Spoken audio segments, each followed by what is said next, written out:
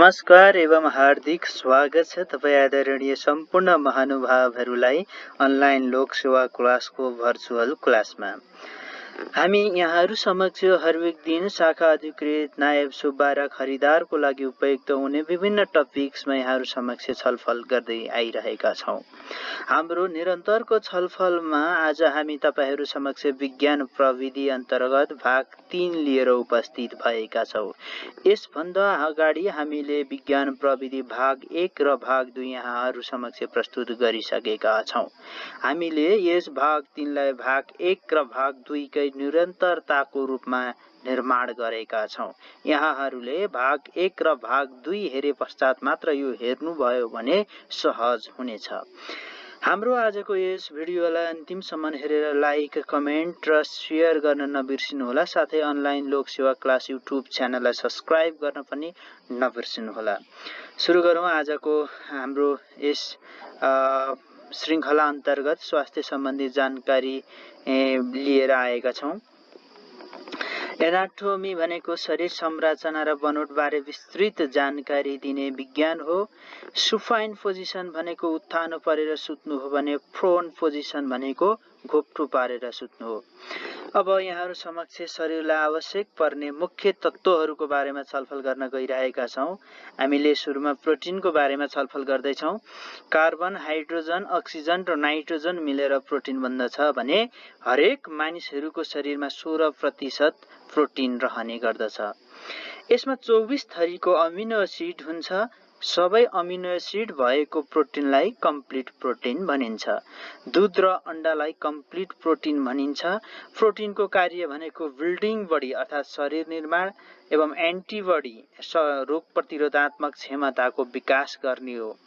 1 ग्राम protein बराबर 24 kilo calorie. यहाँहरूले सम्झिनु पर्यो कि 1 ग्राम प्रोटिनमा 24 किलो क्यालोरी हुन्छ। शरीरलाई आवश्यक पर्ने अर्को तत्त्व हो चिल्लो पदार्थ फ्याट। फ्याटलाई 20 डिग्री भन्दा बढी तताए यस फ्याट तेल बन्दछ। शरीरमा 10 देखि 15% फ्याट हुन्छ। घिउ, बटर, बदाम, अण्डा, तोरी यसका स्रोत हुन्। यसको कार्य भनेको शक्ति प्रदान गर्नु हो भने वनस्पति घिउ भण्डारण गर्ने प्रक्रियालाई हाइड्रोजेनेसन भनिन्छ। कहिलेकाहीँ लोकसेवामा हाइड्रोजेनेसन भनेको के हो भनेर क्वेशन सोध्ने गरेको छ। वनस्पति घिउ भण्डारण गर्ने प्रक्रियालाई हाइड्रोजेनेसन भनिन्छ। अर्को शरीरलाई आवश्यक पर्ने मुख्य तत्त्वमा कार्बोहाइड्रेट्स हो। कार्बन, हाइड्रोजन र अक्सिजन मिलेर कार्बोहाइड्रेट्स बन्छ। यसलाई शक्तिको प्रमुख स्रोत पनि मानिन्छ। 1 ग्राम कार्बोहाइड्रेट्स बराबर 4 क्यालोरी हुन्छ। यहाँहरूले प्रोटिन चाहिँ 1 ग्राम बराबर 4 किलो क्यालोरी हुन्छ भने 1 ग्राम कार्बोहाइड्रेट बराबर 4 क्यालोरी हुने गर्दछ। अर्को हाम्रो शरीरलाई आवश्यक पर्ने अर्को तत्त्व हो भिटामिन, जसलाई र्यासनल पनि भनिन्छ। यसको र्यासनल भनेको भिटामिनको रासायनिक नाम हो भने यसको कच्चा रूप भनेको कारोटिनो हो। अब भिटामिन पनि धेरै प्रकारको हुन्छ। जस्तो भिटामिन ए भन्नाले कलेजो, अण्डा, दूध, माछा, मासुमा पाइन्छ। विशेष गरी माछाको कलेजोको तेलमा सबैभन्दा राम्रो। यहाँहरूले याद गर्नुपर्ने भिटामिन ए सबैभन्दा बढी केमा पाइन्छ भन्दा माछाको कलेजोको तेलमा पाइन्छ भने पालुङ्गोको सागमा पनि भिटामिन ए पाइन्छ। यसको कमीमा रतन्दो, क्रोनिया अनि आँखा सुक्खा हुने रोग लाग्ने गर्दछ। यसलाई एन्टी इन्फेक्टिभ भिटामिन पनि भनिन्छ भने प्रत्येक 6 महिनामा भिटामिन ए खुवाउने कार्यक्रम रहेको छ। अब यहाँहरू समक्ष हामी भिटामिन डी को बारेमा छलफल गर्न गइरहेका छौँ। सूर्यको प्रकाश, खाना, त्यसैगरी कलेजोमा भिटामिन डी प्राप्त हुन्छ भने अण्डाको पहेँलो भागमा पनि भिटामिन डी रहेको हुन्छ। यसको कमीले रिकेट्स रोग लाग्दछ। अर्को शरीरका लागि आवश्यक पर्ने भिटामिन अन्तर्गत भिटामिन ई पनि हो। सूर्यमुखी तेल र अण्डामा भिटामिन ई पाइन्छ भने यसको मुख्य कार्य भनेको कोषलाई क्षय हुन नदिने हो। त्यसैगरी अर्को भिटामिन कै प्रकार अन्तर्गत भिटामिन के रहेको छ। भिटामिन के 1 र के 2 ले चाहिँ रगत बन्न चाहिने क्लोथिङ फ्याक्टर बनाउँछ भने यसको कमी भएमा रक्तस्राव हुन्छ। भिटामिन बी अन्तर्गत B1 जसलाई थाइमिन पनि भनिन्छ, चामल, चना, दाल, गेडागुडीमा भिटामिन B1 पाइन्छ। यसको कमीमा बेरी रोग लाग्दछ। यो प्रत्येक दिन 0.5 मिलिग्राम पर 1000 क्यालोरी आवश्यक हुन्छ। त्यसैगरी अर्को भिटामिन B2 अर्थात् राइबोफ्लोभिन भनिन्छ, दुधमा त्यसैगरी अन्डामा अनि कलेजोमा भिटामिन B2 पाइन्छ। यसको कमीमा मुखमा घाउ आउने, एङ्गुलर स्टोमाटाइटिस, त्यसैगरी जिब्रोमा घाउ आउने, ग्लोसिसिटिज र जस्ता रोगहरू लाग्न सक्छ अर्थात् समस्या आउन सक्छ भने प्रतिदिन 0.6 मिलिग्राम हामीलाई भिटामिन B2 आवश्यक पर्दछ।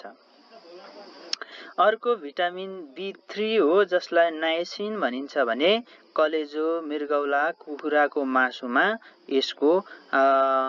यो भिटामिन B3 पाउन सकिन्छ। यसको कमीमा डायरिया, डार्माटाइटिस, त्यसैगरी डेमेन्टिया अर्थात् जसलाई प्लेग्रा पनि भनिन्छ, यस्ता रोगहरू लाग्ने गर्दछन्। भिटामिन B3 को कमीमा चाहिँ डायरिया, डार्माटाइटिस, त्यसैगरी डेमेन्टिया अर्थात् प्लेग्रा रोग लाग्दछ। हरेक मानिसमा 6.6 mg पर 1000 क्यालोरी भिटामिन B3 रहेको हुन्छ। अब हामी यहाँहरु समक्ष भिटामिन B6 को बारेमा छलफल गर्न गइरहेका छौं, जसलाई प्यारिडोक्सिन पनि भनिन्छ। भिटामिन B6 लाई प्यारिडोक्सिन भनिन्छ। यो विशेष गरी दूध, कलेजो र मासुमा पाइन्छ।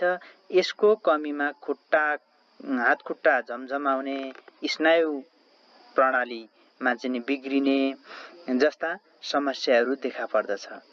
यसको मुख्य भनेको B6 को कमी भयो भने हात खुट्टा झमझमाउने र स्नायु प्रणालीमा असर गर्दछ। यो क्षयरोगको औषधि खानेलाई हुन्छ भनेको B6 को अभाव चाहिँ विशेष गरी क्षयरोगको औषधि खानेलाई हुन्छ। उनीहरूलाई चाहिँ हात खुट्टा झमझमाउने, स्नायु बिग्रिने जस्ता समस्या देखा पर्दछ। यहाँहरु समक्ष हामी B12 को बारेमा छलफल गर्न गइरहेका छौं। कोबाल्ट भएको भिटामिन पनि भनिन्छ B12 लाई, जुन DNA सिन्थेसिसमा क्रियाशील हुन्छ। यो एनिमल सोर्समा मात्र पाइन्छ। यहाँहरुले सम्झिनु पर्यो कि भेजिटेरियनहरुले B12 प्राप्त गर्न सक्दैनन्। एनिमल सोर्समा मात्र B12 पाइन्छ। कलेजो, मृगौला, माछा, मासुमा B12 पाइन्छ। यसको कमी भएमा मेगालोब्लास्टिक एनिमिया अर्थात् रक्त अल्पता हुने गर्दछ। यसको कमीमा स्नायु प्रणालीमा पनि असर गर्दछ भने निसन्तान हुने सम्भावना बढी हुन्छ। यो हरेक मानिसलाई 1 देखि 2 मिलिग्राम चाहिन्छ। अब यहाँ समक्ष केही जानकारी पनि प्रस्तुत गर्न गइरहेका छौं। भिटामिन B र भिटामिन C पानीमा घुल्ने गर्दछ भने भिटामिन A, D र E बोसो वा चिल्लो पदार्थमा घुल्ने गर्दछ। यहाँ समक्ष केही स्वास्थ्य सम्बन्धी जानकारी अन्तर्गत फोलिक एसिड भनेको DNA बन्ने प्रक्रियामा यसको आवश्यकता पर्दछ। यसको कमीले एबोर्सन हुने, शिशु अङ्गभङ्ग हुने गर्दछ। भिटामिन C भनेको शरीरलाई चाहिने अक्सिडेसन रियाक्सनमा मुख्य भूमिका हुन्छ। शरीरलाई चाहिने अक्सिडेसन रियाक्सनमा भिटामिन C को मुख्य भूमिका हुन्छ। यो कागती, सुन्तला, अमलामा चाहिँ सबैभन्दा बढी पाइने गर्दछ भने यसको कमीले स्कर्वी रोगहरू लाग्दछ। त्यसैगरी ब्लड भेसलहरूका भित्ताहरू बनाउने, गिजाबाट रगत आउने, घाउ निको नहुने, त्यसैगरी रक्त अल्पता हुने गर्दछ भिटामिन C को कमीले। खनिज तत्व भनेको 50 वटा रासायनिक तत्व जसलाई मिनरल्स पनि भनिन्छ। Calcium, phosphorus, sodium, potassium, iron, आयोडिनहरू मानिसका लागि आवश्यक खनिज तत्व हुन्। अब यहाँहरुसँग हामी क्याल्सियमको बारेमा छलफल गर्न गइरहेका छौं। हाम्रो शरीरमा 2% क्याल्सियम हुन्छ रगत र हड्डी दुवै ठाउँमा क्याल्सियम प्राप्त गर्न सकिन्छ। यसको काम हड्डी दह्रो बनाउने, क्याल्सियमको काम भनेको हड्डी दह्रो बनाउने, रगत खेर जान नदिने कार्य गर्दछ। यसको स्रोत भनेको दूध, मासु र अण्डामा रहेको छ। यसको कमी भएमा रिकेट्स र ओस्टेमेलासिया रोग लाग्ने गर्दछ। अर्को मानिसका लागि आवश्यक पर्ने खनिज तत्त्व अन्तर्गत फलाम पनि हो। यो फलाम चाहिँ हेमोग्लोबिन बन्नका लागि अर्थात् हेमोग्लोबिन बन्नका लागि आइस चाहिन्छ। यसको कमीमा निरन्तर रक्तस्राव भई एनिमिया रोग लाग्दछ। हामीमा फलामको कमी भयो भने चाहिँ रक्तस्राव भएर एनिमिया हुने म्याक्सिमम चान्सेस हुन्छ। यो 14 mg पर क्यालोरी भन्दा कमी भएमा रक्त अल्पता भएको मानिन्छ। हाम्रो शरीरमा फलामको मात्रा 14 mg पर क्यालोरी भन्दा कमी भयो भने रक्त अल्पता हुने गर्दछ। यो आयोगमा धेरैचोटि सोधेको क्वेसन हो। मानिसलाई रक्त अल्पता कति भयो भन्दा कम भयो भने हुन्छ भनेर यो सोधेको क्वेसनमा 14 mg पर क्यालोरी यहाँहरूले ट्रिक लाउनु पर्ने हुन्छ। अर्को हामीलाई आवश्यक पर्ने खनिज तत्त्व अन्तर्गत आयोडिन हो। यसको कमीमा चाहिँ गलगाँड हुने गर्दछ भने आयोडिन विशेष गरिकन समुद्री झारपात, जीवजन्तु, समुद्री माछाहरू तथा आयोडिन भएको नुनमा आयोडिन प्राप्त गर्न सकिन्छ। अब यहाँहरू समक्ष धेरै प्रकारका ट्रिटमेन्ट सिस्टमहरू छन्। हामीले फन्डामेन्टल रूपले जान्नै पर्ने ट्रिटमेन्ट सिस्टमहरू के हुन् त्यसको बारेमा छलफल गर्न गइरहेका छौँ। डर्मोलोजी भनेको स्टडी अफ स्किन हो। डर्मोलोजी भनेको स्टडी अफ स्किन हो। गेरियाट्रिक्स भनेको related to old person treatment, बुढाबुढीहरूको ट्रिटमेन्टसँग सम्बन्धित ट्रिटमेन्टलाई चाहिँ हामी गेरियाट्रिक्स भनिन्छ। त्यसैगरी हेपाटोलोजी भनेको study of liver and biliary tract हो। Study of liver and biliary tract. त्यसैगरी नेपाटोलोजी भनेको स्टडी अफ किडनी डिजिज। त्यसैगरी अन्कोलोजी भनेको study and treatment of cancer. यहाँहरूलाई यो धेरैचोटि क्वेसन सोधेको छ। Study and treatment of cancer भनेर अन्कोलोजीलाई बुझिन्छ। त्यसैगरी ओपाथोमोलोजी भनेको स्टडी अफ आई। त्यसैगरी पेडियाट्रिक्स भनेको medical care of infants. Medical care of इन्फेन्ट्सलाई पेडियाट्रिक्स भनिन्छ। अब यहाँहरू समक्ष स्वास्थ्य सम्बन्धी खोजी कसले गरे, कुन के चिज कसले पत्ता लगाए भनेर यहाँहरू समक्ष छलफल गर्न गइरहेका छौँ। साथीहरू, मुटु प्रतिस्थापन गर्ने कार्य डाक्टर क्रिस्चियन बर्नार्डले गरेका हुन्। मुटु प्रतिस्थापन सर्वप्रथम क्रिस्चियन बर्नार्डले गरेका हुन् भने हैजाको भ्याक्सिन रबर्ट कोचले पत्ता लगाएका हुन्। इन्सुलिन रफ बेन्टिङले पत्ता लगाएका हुन् भने बीसीजी भ्याक्सिन क्यालमेट ग्यारिनले पत्ता लगाएका हुन्। त्यसैगरी फरेनहाइट थर्मोमिटर गैब्रियल फरेनहाइटले पत्ता लगाएका हुन् भने सिटी स्क्यान डाक्टर गोइरे हाउसफिल्ड र डाक्टर कोरमाइकले पत्ता लगाएका हुन्। त्यसैगरी रेफ्रिजरेटर जेकब पाकिन्सले पत्ता लगाएका हुन् भने बेरीबेरीको उपचार आइजाक म्यानले पत्ता लगाएका हुन्। ब्लड ट्रान्सफ्युजन लेड स्टिनरले पत्ता लगाएका हुन् भने ब्याक्टेरिया एन्टोनी भान लिवेनहकले पत्ता लगाएका हुन्। त्यसैगरी एस्पिरिन भनेको हर्मन ड्रेसरले पत्ता लगाएका हुन् भने दादुराको खोप एडवर्ड जेनरले पत्ता लगाएका हुन्। रेबिज भ्याक्सिन लुई पास्चरले पत्ता लगाएका हुन् भने लेजर अर्थात् LASER लेजर पत्ता लगाउने याचम्यानले पत्ता लगाएका हुन्। त्यसैगरी सिरिन्ज भनेको फ्रान्सिस रेन्डले पत्ता लगाएका हुन् भने लट्ठ्याउने दबाई चाहिँ जेम्स याङ सिम्पसनले पत्ता लगाएका हुन्। लट्ठ्याउने दबाई जेम्स याङ सिम्पसनले पत्ता लगाएका हुन्। रक्त सञ्चार प्रणाली पत्ता लगाउने विलियम हाब्रे हुन् भने रगतको प्रकार कार्ल ल्यान्डस्टिनरले पत्ता लगाएका हुन्। मानव कोषको बारेमा पत्ता लगाउने रबर्ट हुक हुन् भने नाइट्रोजनको बारेमा पत्ता लगाउने डेनियल रथरफोर्ड हुन्। त्यसैगरी टेलिस्कोपको पत्ता लगाउने ह्यान्स लिपर्सी हुन् भने माइक्रोस्कोपको पत्ता लगाउने एमिल वर्लिनर हुन्। त्यसैगरी स्टेथोस्कोप पत्ता लगाउने रेथोथियाफल लाइनेक हुन् भने औलो अर्थात् एनिफिलिस जातको लामखुट्टे पत्ता लगाउने रोनाल्ड सर हुन्। त्यसैगरी विफर विरुद्धको भ्याक्सिन पत्ता लगाउने एडवर्ड जेनर हुन् भने टाइफाइडको जीवाणु पत्ता लगाउने एथर्ड हुन्। अब यहाँहरू समक्ष स्वास्थ्यसँग सम्बन्धित केही टर्मिनोलोजी अर्थात् संक्षिप्त रूपहरूको बारेमा छलफल गर्न गइरहेको छु। DOTS directly observe treatment short course जुन क्यान्सरको उपचारका निमित्त क्षयरोगको उपचारको निमित्त प्रयोग गरिने डट्स विधि हो। सरी क्षयरोगको लागि हामीले डट्स विधिबाट उपचार गर्छौं जसको फुल फर्म हो directly observe treatment short course.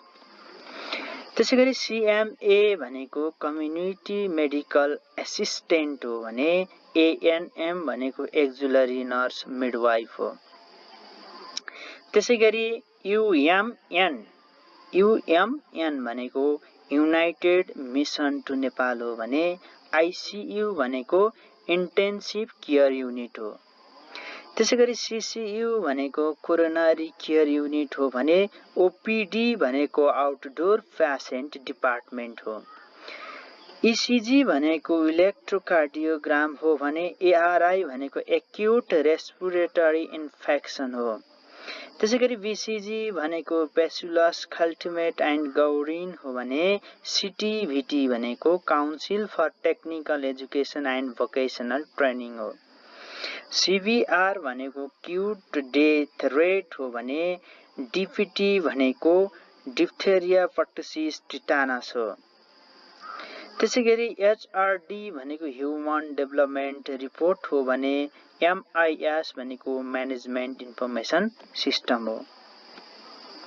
त्यसैगरी युएनडीपी भनेको युनाइटेड नेसन्स डेभलपमेन्ट प्रोग्राम हो भने युनिसेफ युएनआइसिएफ युनिसेफ भनेको United Nations International Children Emerging Fund हो।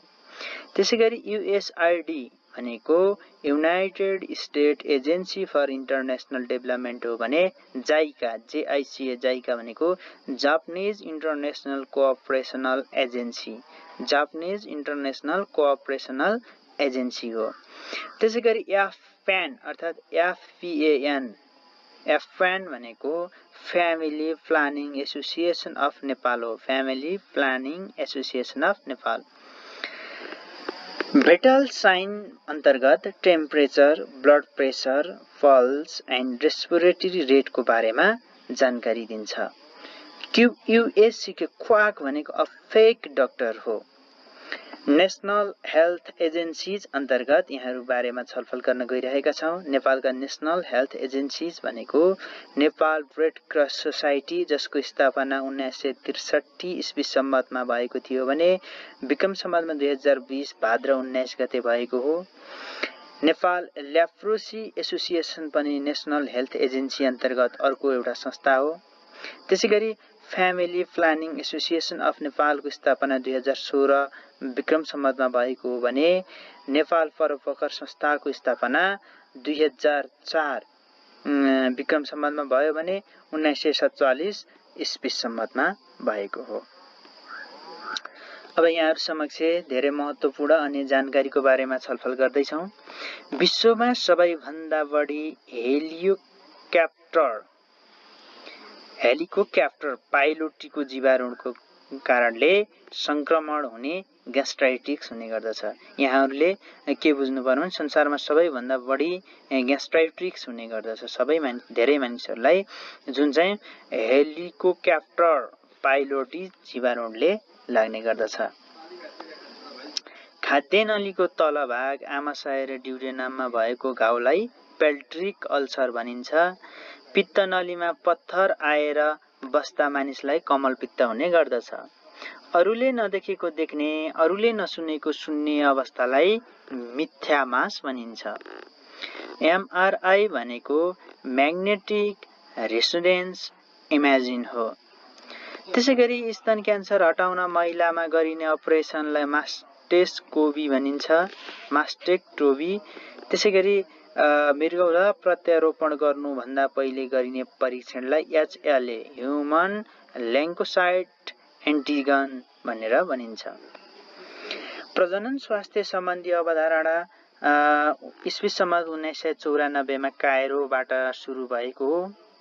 18 भन्दा कम र 35 भन्दा माथि गर्भावस्था खतराको अवस्था हो।